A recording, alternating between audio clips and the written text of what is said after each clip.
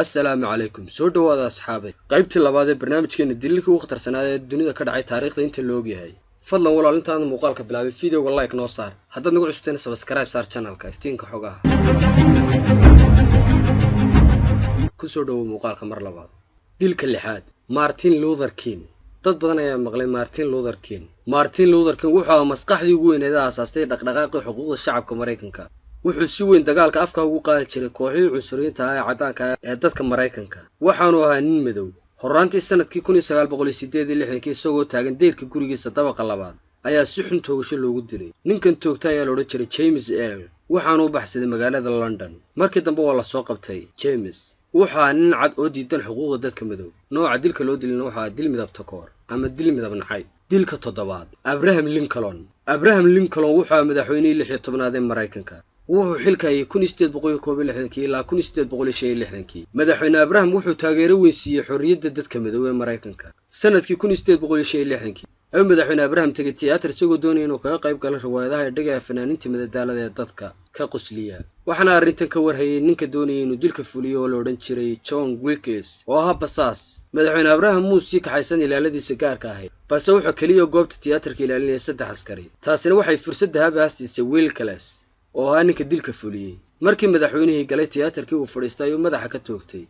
waanu baxsaday inkastoo markii dambe la soo qabtay maalmo yar kadibna la dilay waxa shacabka Mareykanka iyo adduunkaba ka dhaadhici weeday sida fudud dilku u dhacay nooca dilka loo dilayna waxa dil siyaasadeed dilka sideedaad Julius Caesar wuxuu ahaa siyaasi iyo hogaamiye military wuxuu ka mid ahaa siyaasiyiintii Roomaaniyiinta ee qarnigii koowaad wuxuu hoodo ku lahaa dagaalkii kicinta dadweynaha wuxuu ahaa ninkii bilaabay dagaalkii sokeeye ee jamhuuriyaddii Roomaanka waxa loogu yeeri jiray keligii taliyaan jixin dictator kooxo laga adkaaday dagaalkii sokeeye ee Caesar hogaaminayay ayaa u diyaariyay shirqoor dil ah isagoo maray dariiq tiyaatar agtiisa ay joojiyeen kooxihii dilka waday waana u yeedheen isagoo iska dhigay inay wax weydiinayaan kadib waxa la boobay midiyay faashish jirkiisa ay meel noolu diideen Caesar wuxuu nin quwad weyn leh kadib wuxuu isku dayay inuu baxsado laakiin uu dhacay halkaasna uu ku dhintay dadkii taageersanaa Roomaanka ayay ka dhaadhici weeday sidoo fudud loo qaarjiyay Caesar oo ahaa nin aad u awood badan nooca dilka loo dilay waxa dil siyaasadeed dilka sagaalaad Indira Gandhi waxa dhalay Jawaharlal Nehru oo ahaa ra'iisul wasaarihii ugu horreeyay dalka India yeesho aabaheed uu geeriyooday Nehru wuxuu dhalay Indira kaligeed Indira Gandhi waxay waxbarashadeedii ku soo qaadatay jaamacadda Oxford inkastoo aan aqoonta ku fiicnayn Indira tartankii ra'iisul wasaarnimada ee Indira Gandhi waxay ka faa'iideystay sumcaddii aabaheed waxaana isku soo sharaxay jagada ra'iisul wasaaraha waqtigan aabaheed uu noolaa sanadkii 1966 ayaa loo doortay ra'iisul wasaaraha dalka Hindiya waxay loolan adag la gashay xubno rugcada ah oo siyaasadda uga soo horreeyay balse way ka adkaatay oo way ka guuleysatay dilkii ra'iisul wasaaraha Indira Gandhi wuxuu khilaaf xoogan soo kala dhex galay iyada iyo kooxaha Zingaha markii khilaafkii dhammaan waayay ayay isku rogay dagaal xoogan oo ka dhex qarxay dawladda iyo Zingaha Indira waxay amar ku siisay ciidankeeda inay burburiyaan macbadka ugu weyn ee leeyihiin Golden Temple madaafiic ayaana lagu garaacay dhulkana waa la simay waxa ku dhintay dad fara badan Indira Gandhi waxay ilaaladeeda gaar ka mid ahaa askari Zingaha aroor hore iyadoo ka soo baxaysa qasrigeeda ayuu toogasho ku dilay askarigii nooca dilka loo dilayna waxa dil siyaasadeed dilka tobnaad taariikhda inta loo yahay qoyskii Ali Mabuto wuxuu noqday wasiirka arrimaha dibadda ee Pakistan sanadkii 1966 waqtiga waxa socday dagaalkii Hindiya ee Pakistan waqtiga waxa golaha ammaan ka socday dood culus oo u dhaxaysa Pakistan iyo Hindiya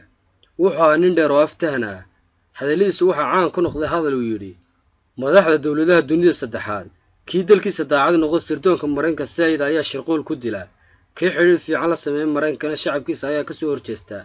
marka dhinac walba u dardaaran Ali Mabuto markuu Pakistan ku noqday wuxuu aasaasay xisbi siyaasadeed oo loo bixiyay Pakistan People's Party PPP xisbiga dadka reer Pakistan madaxweynihii Pakistan waqtigaas Yahya Khan ayaa lagu jabiyay dagaalka u dhaxeeyay Pakistan iyo Bangladesh kadib wuxuu kacdo shacab ka bilaabay madaxweynihii taasina waxay keentay inuu iscasilo xogkii dalka ku wareejiyay Ali Mabuto dadkii kacdoonkooda ayaa dalbadeen la xidhay Yahya Khan waana la xidhay xogkii dalka Pakistan ayuu Ali Mabuto gacan adag ku qabtay wuxuu booqasho rasmi ah ku tagay dalka Hindiya wuxuu heshiis xabad joojin la saxeexday Indira Gandhi oo ahaa ra'iisul wasaare Pakistan waxay aqoonsatay dalka Bangladesh Ali Mabuto wuxuu taliyaha ciidanka u magacaabay General Zia al-Haq waxa kale oo uu ka dhigay gudoomiyaha guddi soo diyaarisa dastuurka uu dalku yeesho oo ahaa inuu dalku yeesho ra'iisul wasaare awood badan. xisbigii BBB ayaa ku guuleystay doorashadii kadibna wuxuu baarlamaankiisu doortay ra'iisul wasaare. dhowr sano kadib ayuu afgambiyey Generaal Zia al-Haq oo ahaa taliyay ciidanka dalka aana saaxiibkiisii ugu dhawaa, waxaana ku xukumay daldalaad, waana lagu fuliyay. Adduunka ayaa ka gilgilay xukunka daldalaadda ah ee loo geystay Cali Mabuto, balse uu joojin oo wuxuu ahaa nin naxariis daran. Generaal Zia al-Haq nooca dilka loo dilayna wuxuu ahaa dil siyaasadeed. halkaas ayaan kusoo gabagabaynaynaa barnaamijkeena qaybtiisa labaad, dilkii ugu khatarsanaa taariikhda inta la og yahay.